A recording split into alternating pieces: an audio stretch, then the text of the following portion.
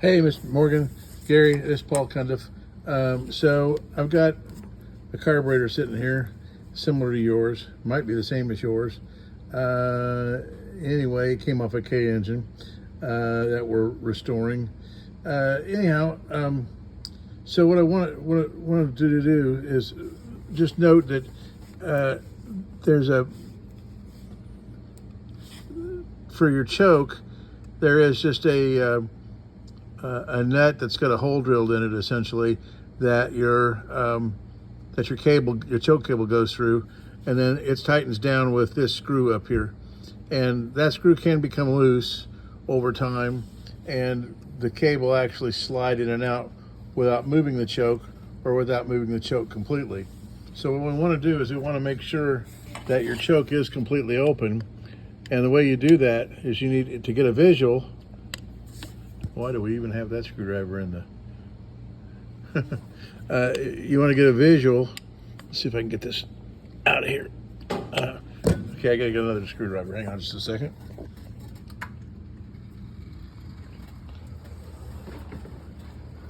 That screwdriver appears to be damaged. And this will probably do what we need to have done.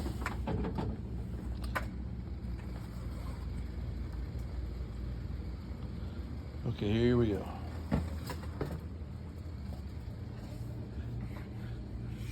So you should be able to loosen your flame arrestor.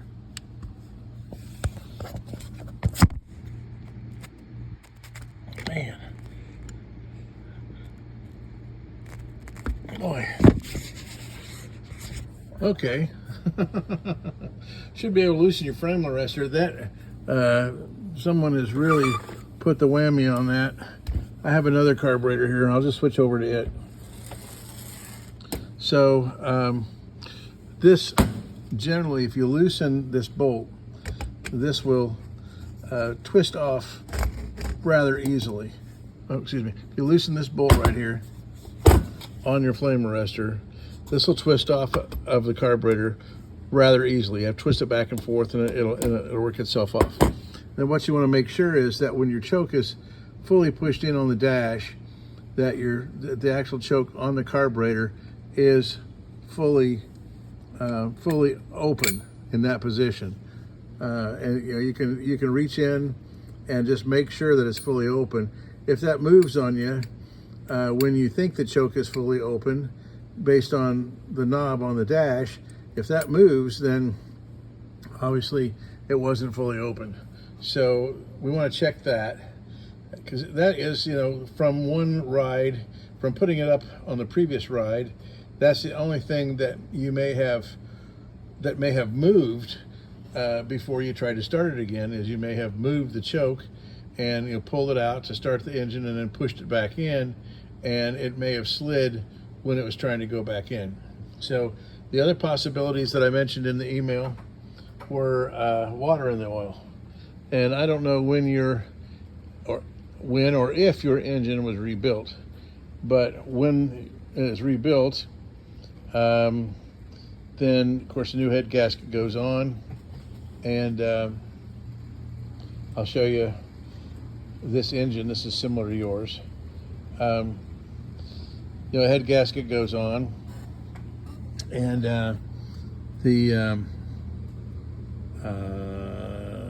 where was I going? Oh yeah, so the head gasket, when the engine was rebuilt, the head gasket went on, and then the engine was brought to operating temperature, and all of these fasteners were torqued a second time, probably at the machine shop. And then what has to happen is you'll torque it again after the next use, and about half the fasteners will move. Maybe 3/4, half to 3/4 the fasteners will move. They'll tighten a little further. And then after you run it again for, say, an hour, or bring it to operating temperature and run it a half hour, an hour or so, then and you come back to shore, about half of the fasteners that moved the first time will move again. And you just keep and then the same thing, you do it again, and about half of the fasteners that moved previously will move again. And so eventually none of the fasteners will move anymore. And that's what you're looking for, because otherwise it will get looser and looser, or appear to get looser and looser. Your fasteners will still be fairly tight, but it'll get looser and looser, and you will pass water from the water jacket into a cylinder, and if you have water going into a cylinder, then that could be creating some of that white smoke that we were seeing, is because that would be steam instead of white smoke. We have what I can supply you with is you may already have a torque wrench. If you don't, Harbor Freight has torque wrenches. You need a torque wrench like a 3/8 drive that reads in, you want it to read in foot-pounds. So let's see here. I should have, yes, right here. Depending on your engine, there's a torque sequence. You see, if you have a K, which I believe you do, you start with the center fastener, and then you go up to number 2, over here to number 3, over here to number 4, and you torque basically from the center, working your way out. And I will snap a picture of this and send it to you, and then you will torque these nuts to 60 foot-pounds. If you have an M, which I believe you're a K, if you have an M, you torque those to 65 foot-pounds. If you have a W, which almost no one has, they go to 70 foot-pounds. But you would torque to 60 foot-pounds with your K engine. And let's see, I can show you a torque wrench here real quick as well.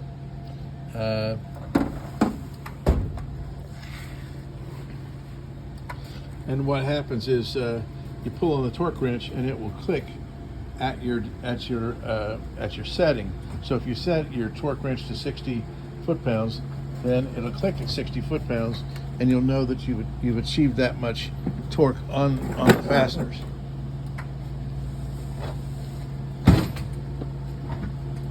I'm dangerous. So, see if I can get over here to the torque wrenches. Right here.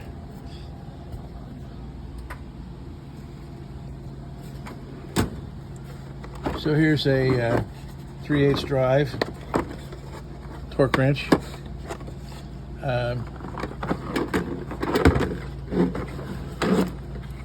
And you adjust the torque back here. There'll be instructions with it if you get it from Harbor Freight. You can borrow torque wrenches from parts stores as well. They'll make you give them a credit card in case you decide you don't want to return it, and then you can just pay for it with your credit card. But so this is a torque wrench. I would hang on to it. I would just buy one, and then you set it to 60 foot-pounds. And looky here, I've got these charts hidden all over the place. So I will send you this video, and I will also snap a picture of this. You will probably have to torque your engine if it's been rebuilt. You probably have to torque your head 5 times before it's all over with. So, and you just use this sequence every time and go for the same number of foot-pounds. Don't over torque it. I had somebody try that, and they broke the stud out of the block. They damaged the block. So you don't want to do that. You want to just do it over and over till they stop turning. All right, sir. Talk to you later.